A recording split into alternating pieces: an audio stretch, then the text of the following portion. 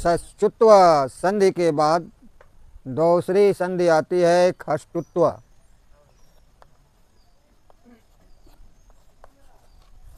इसका सूत्र होता है खष्टु नाष्टु।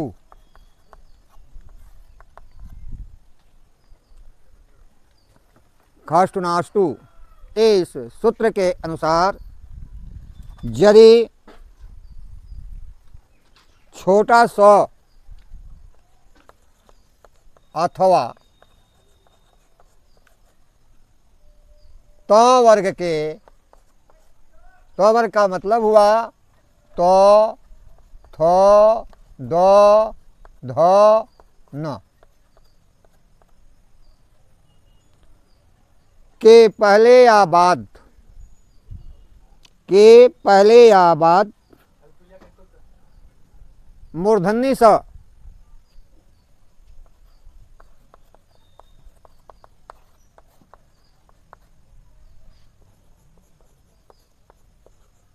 मूर्धन्य स अथवा ट वर्ग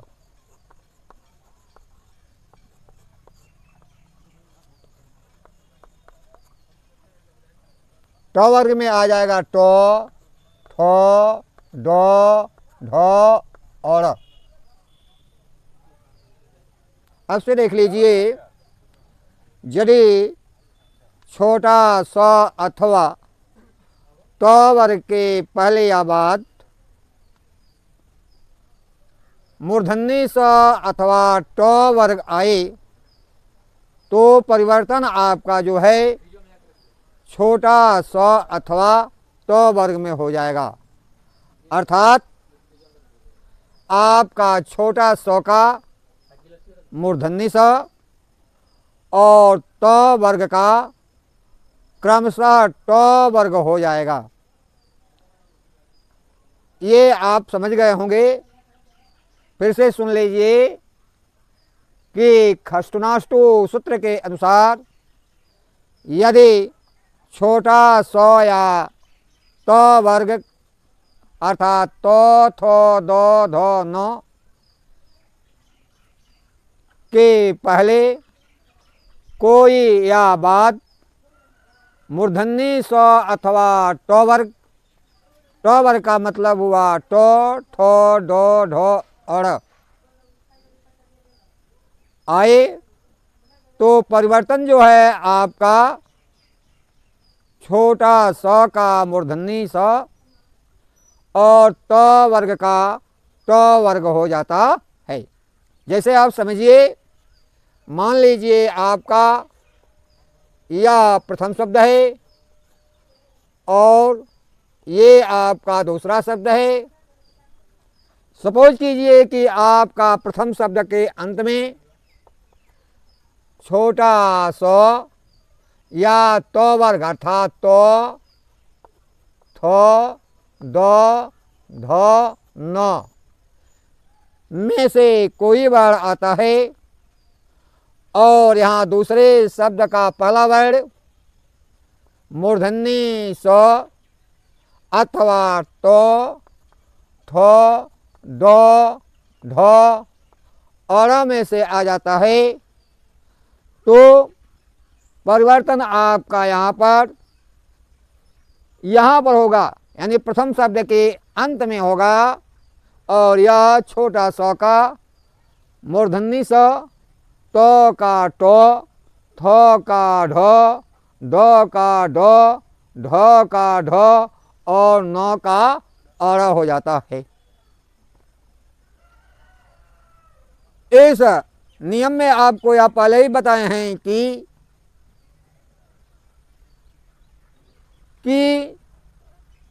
पहले या बाद, इसका मतलब यह हुआ कि यह पूरा वर्ण यहाँ भी हो सकता है और यह आपका पूरा वर्ण प्रथम शब्द के अंत में भी हो सकता है। लेकिन परिवर्तन आपका केवल आपको छोटा स और तो वर्ग में ही होगा, चाहे वह प्रथम शब्द के अंत में हो और चाहे वह पहले शब्द के या दूसरे शब्द के बाद में हो। उदाहरण से समझिए आप, जैसा कि आप कोई यह उदाहरण है, रामस धन टेकते, रामस धन टेकते। देख रहे हैं आपका प्रथम शब्द जो है रामस है, और इस रामस में अंतिम वर्ण जो है आपका छोटा सा है।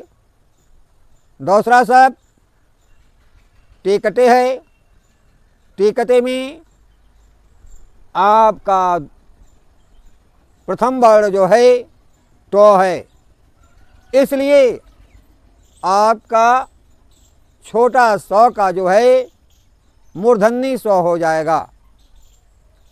समझ रहे होंगे आप लोग कि इस छोटे सौ का मूर्धन्य सौ हो जाएगा, यानी आपका रामस धन टेकते, इसको एक साथ आप लिखें तो यह हो जाएगा रामस टेकते।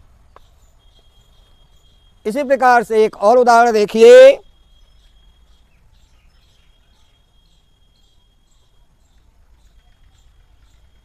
उदधन डयनम।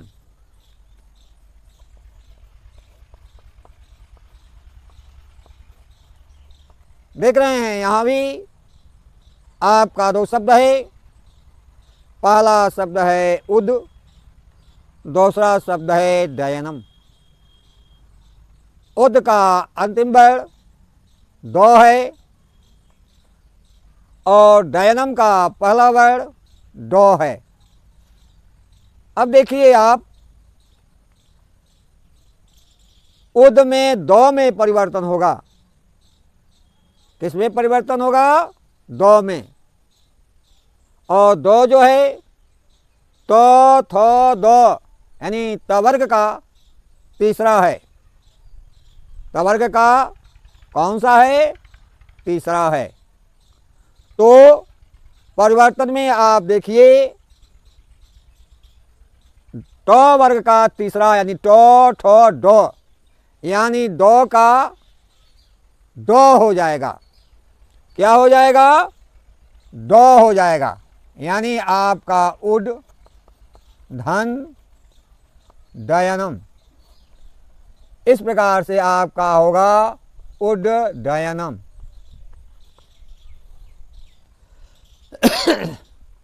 इस प्रकार से आप देख रहे हैं ये उदाहरण। अब दो एक उदाहरण आप ऐसा भी देखिए कि यह शब्द जो है यहाँ पर है, यानी दूसरे शब्द के पहले है, और यह वर्ण जो है प्रथम शब्द के बाद है। जैसे उदाहरण में देखिए,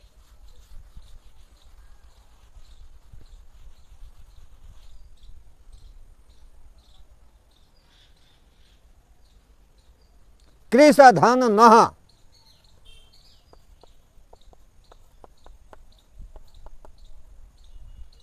दो शब्द है। प्रथम शब्द है आपका कृष, दूसरा शब्द है नह। यहां आप देख रहे हैं कि प्रथम शब्द का अंतिम वर्ण मूर्धन्य सौ है और दूसरा शब्द जो है नह है। नह जो है तो वर्ग का तो थो दो धो न, पांचवा वर्ण है। इस प्रकार से आपका परिवर्तन दूसरे शब्द में होगा, न कि पहले शब्द में होगा। तो इस न का, यानी नौ का टो वर्ग का पांचवा वर्ण टो ठो डो ढो अड़ है, यानी पांचवा वर्ण जो है अड़ है, तो नौ के स्थान पर क्या होगा? अड़ हो जाएगा, यानी आपका हो जाएगा कृष धन अड़। अब दोनों यदि आपस में जुटेगा तो यह हो जाएगा कृष्ण। समझ गए होंगे आप लोग कि जब दोनों का आपस में संबंध हो गया तो शब्द बन गया कृष्ण।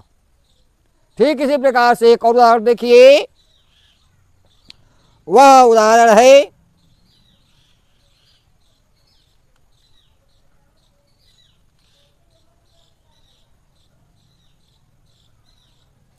सस धन तह।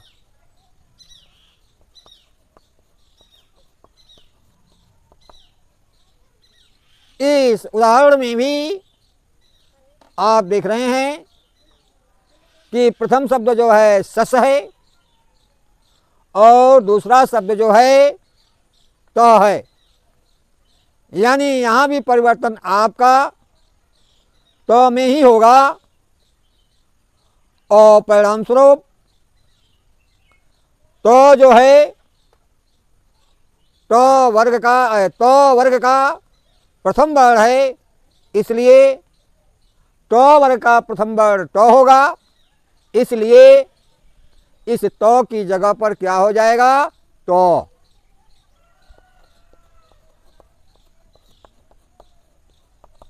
इसको हम यदि आपस में जोड़ें तो आपका बन जाएगा खष्ठ, यानी इसको हम ऐसे भी लिख सकते हैं खष्ठ। अब हमें उम्मीद है कि आप लोग इस षष्ठत्व संधि को समझ गए होंगे। षष्ठत्व संधि के बाद अगला संधि आती है जस्त्व।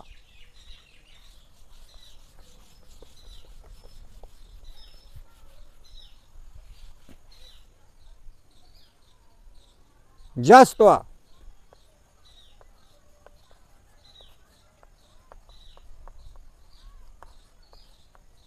जस्त्व संधि का सूत्र होता है झलाम जसो अंते। झलाम जसो अंते, इस का दो सूत्र होता है। एक सूत्र है झलाम जसो अंते और दूसरा सूत्र है झलाम जस झसी। तो पहले आप देखिए झलाम जसो अंते। इस सूत्र के अनुसार झल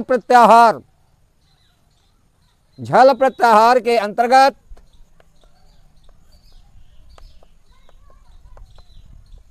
आपका आ जाता है वर्गों का पहला, दूसरा, तीसरा, चौथा।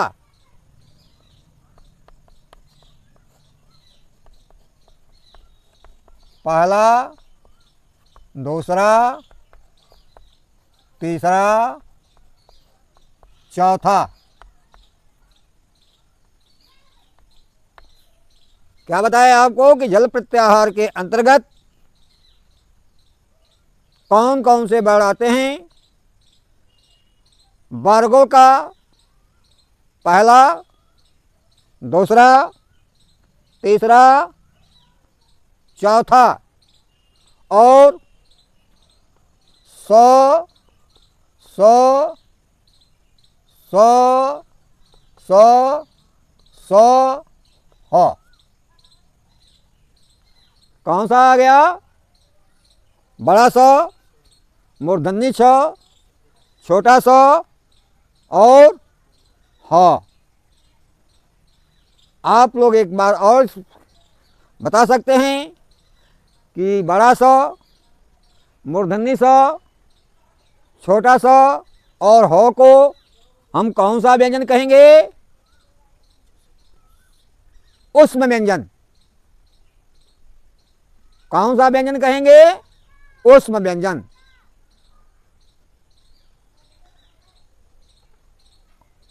यानी आप देख लिए कि प्रथम शब्द का अंतिम वर्ण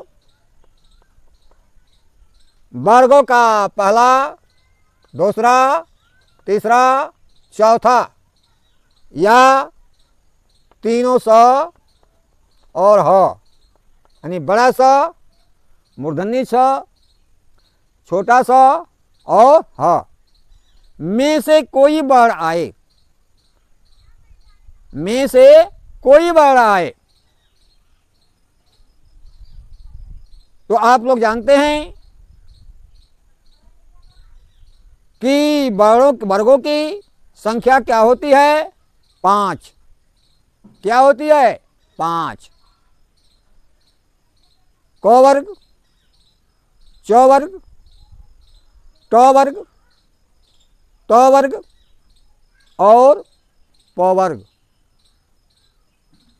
और दूसरे शब्द के पहले, मान लीजिए ये दूसरा शब्द है, इस दूसरे शब्द का पहला वर्ण कोई स्वर, कोई स्वर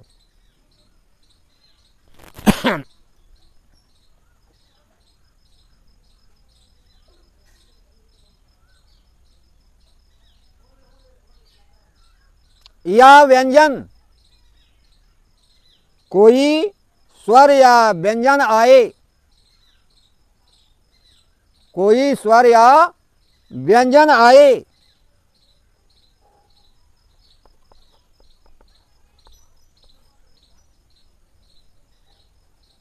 तो परिवर्तन आपका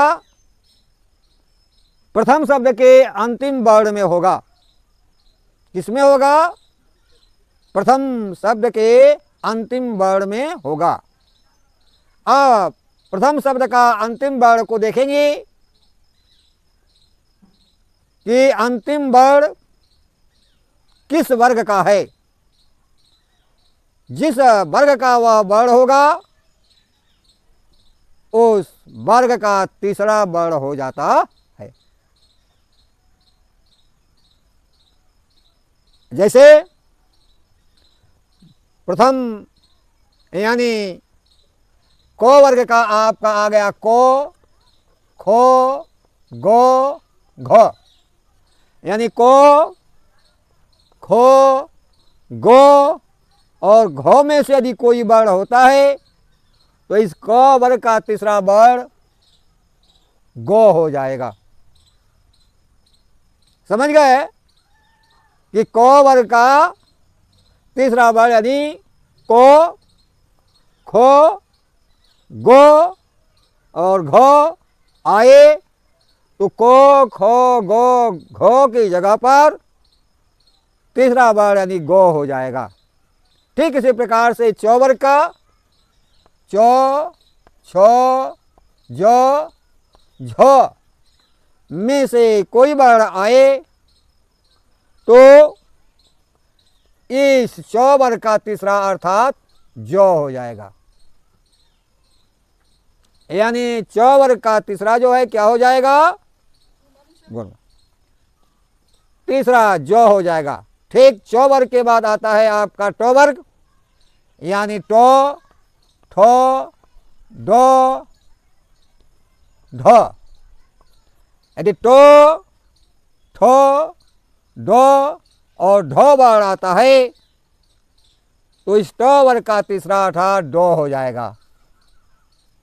ठीक इसी प्रकार से आप देखिए त वर्ग त, थ, द, ध में से कोई वर्ण आता है तो त वर्ग का तीसरा अर्थात द हो जाएगा।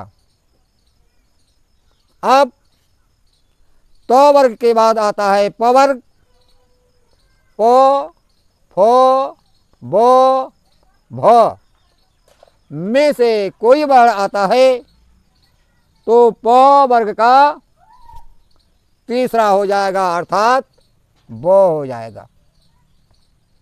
इस प्रकार से आप देख लिए क वर्ग, च वर्ग, ट वर्ग, त वर्ग और प वर्ग। अब आप लोग सोच रहे होंगे कि अभी अभी हमने आपको बताया है कि यहाँ पर वर्गों का पहला, दूसरा, तीसरा और चौथा और बड़ा सौ, मूर्धन्य सौ, छोटा सौ ह आए। तो ये तो ठीक है कि ये चौ वर्ग का है, ये टौ वर्ग का है, ये तौ वर्ग का है, ये पौ वर्ग का है, तो हम तीसरा लिख दिए। लेकिन आप लोग सोचते होंगे कि जो आपका तीनों सौ, बड़ा सौ, मूर्धन्य सौ, छोटा सौ और ह है, ये तो आपका जो है स्पर्श व्यंजन के अंतर्गत आता नहीं है, यानी यह वर्गों में आता नहीं है, ये आपका उष्म व्यंजन है। तो यदि यह आ जाता है तो हम क्या लिखेंगे? आपका सोचना भी बिल्कुल सही है, तर्कयुक्त है। तो यहां मैं आपको बता रहा हूं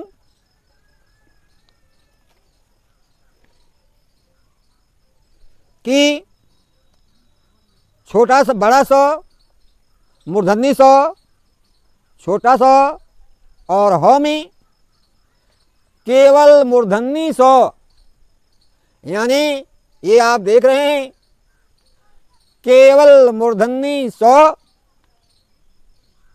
केवल मूर्धन्य स के स्थान पर डो हो गया है, यानी इस मूर्धन्य स का क्या हो जाएगा? डो। अब बाकी बच गया बड़ा सौ, छोटा सौ और ह। इसका कोई उदाहरण अभी मिला नहीं है, केवल आपको मूर्धन्य स का ही उदाहरण मिला है।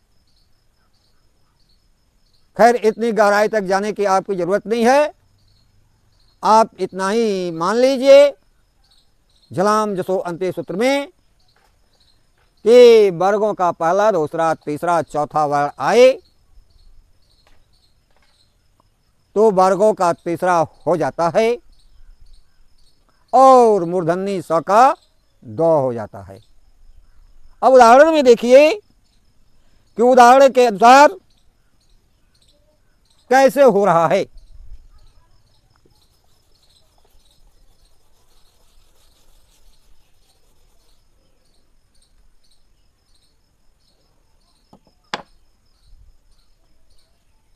आज जैसे आपका हो गया एक शब्द वाक, दूसरा शब्द है ईसह। पहला शब्द क्या है? वाक। और दूसरा शब्द क्या है? ईसह। वाक में अंतिम वर्ण जो है आपका को आया है, अंतिम वर्ण का आया है को। और यह को जो है को वर्ग का कौन सा वर्ण है? अर्थात पहला वर्ण है। कौन सा वर्ण है? पहला वर्ण है। और दूसरे शब्द ईसह में पहला वर्ण क्या है? ई, यानी बड़ी ई, जो आपका एक स्वर है। तो को के स्थान पर क्या समझे? वाक में को के स्थान पर को वर्ग वर्ण का, को वर्ग वर्ग का तीसरा हो जाएगा, यानी को खो गो क्या हो जाएगा? तीसरा गो। यह हो गया वाग धन ईसह। आप इसको आपस में जोड़ दीजिए, वाग और गौ में बड़ी की मात्रा और स, तो आपका शब्द बन गया वागीस। ठीक इसी प्रकार से एक और उदाहरण देखिए, जगत धन ईसह।